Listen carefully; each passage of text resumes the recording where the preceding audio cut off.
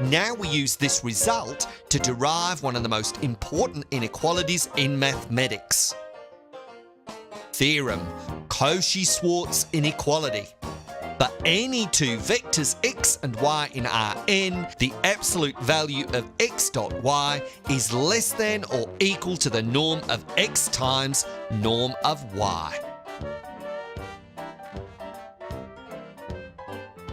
To prove this, we are going to use the fact that the norm of x plus ty squared is always non-negative and plug in the minimising t from the previous lemma.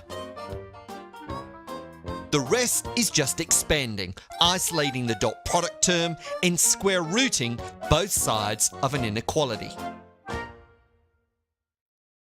Proof. Since a square of a number is always non-negative, the norm of x plus ty squared is greater than or equal to 0. From the proof of the lemma, we already know the left-hand side is the same as the norm of y squared t squared plus 2x dot yt plus norm of x squared. This is true for all t. So plug in a particular t, namely the t where tx plus y is closest to the origin.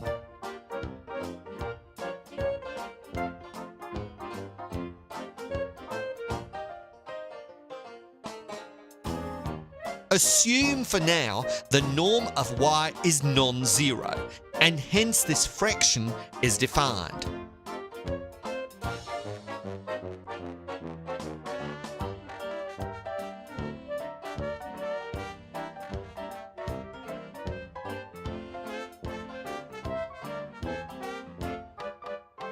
Then our inequality becomes x dot y squared over norm of y squared minus 2x dot y squared over norm of y squared plus norm of x squared is greater than or equal to 0. Multiplying both sides by norm of y squared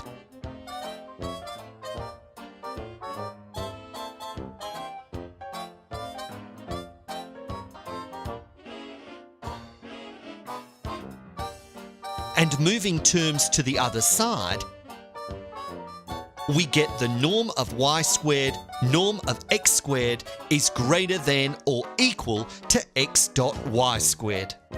Finally, take the square root of both sides to get our desired inequality.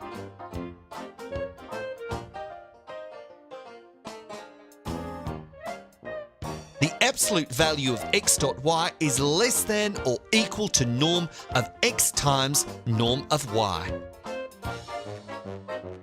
Are we done now? No. To quote Professor Simon, "There's a slight fly in the ointment." or in the words of our resident wizard, Math mantra! Don't forget to check degenerate cases. we assumed in our proof that y had a non-zero norm when we defined t. Assume for now the norm of y is non-zero.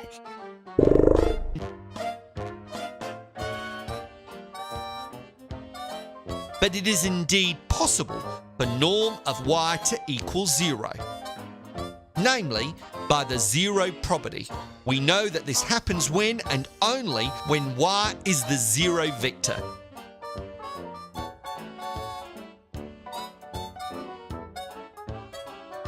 Luckily though, the proof is trivial when y is 0 since x dot y is 0 and norm of x times norm of y is 0.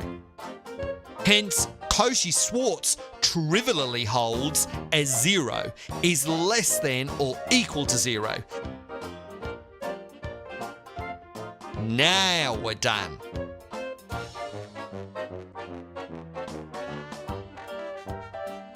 Remarkably, we just used a completely different problem, a geometric one, to prove the Cauchy-Schwarz inequality. That's pretty cool. And because this is so awesome, I'll talk more about this proof technique at the end of the lecture. Before we move on, take note of 2 steps in this proof. First, we took the square of a norm. This trick is so important that it is worth immortalising as a mantra. Math mantra. When dealing with norms, it is often easier to work with their squares. One advantage is that when we square a norm, we can expand it as a dot product. This allows us to exploit dot product properties. Secondly, we took the square root of a square. Near the end of the proof, we calculated the square root of x dot y squared as the absolute value of x dot y. Note the absolute value sign. Generally, the square root of a squared is absolute value of a. It is incorrect to write square root of a squared is a. Just consider -1 squared. The square root of -1 squared is 1, not -1.